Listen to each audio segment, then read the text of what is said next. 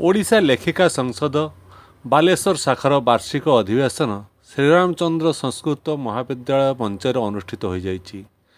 मुख्य अतिथि भाव में फकीरमोहन विश्वविद्यालय कुलपति प्रोफेसर डॉक्टर संतोष कुमार त्रिपाठी जोगदे कार्यक्रम शुभारंभ करथिले। सम्मानित अतिथि भाव में लेखिका शैलेन्द्री साहू जोगदे ओडिया साहित्य नारीर स्वर उपरे वक्तव्य रखिथिले। मंच परिचालना सत्यभामा मुदुली करथिया बेले शेष कथा रखिथिले सहयोगी आवाहिका मनस्विनी देवी। एही अवसर में 3 जन प्रतिभा को संबर्धना प्रदान करा जाइथिला। सेमाने हेले गोलाप मंजरी कर, रत्नप्रभा बाई और अंजलि पंडा। सभा पूर्व कविता पाठ उत्सव अनुष्ठित होइथिला। सभा परिचालना मनस्विनी देवी करथिया बेले सभा मुख्य भाव में जोग देइथिले अंजलि पंडा।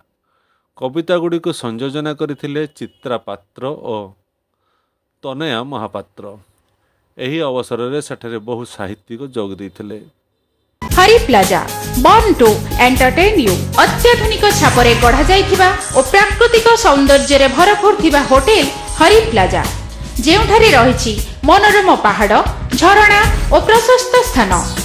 विवाह, व्रत, जन्मदिन और समस्त प्रकार सभा समिति पई उत्कृष्ट hotel हेउछि Hari plaza.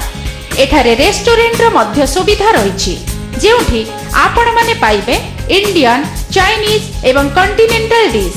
Hari plaza, OT road, Baleshwar. Phone 9438757715।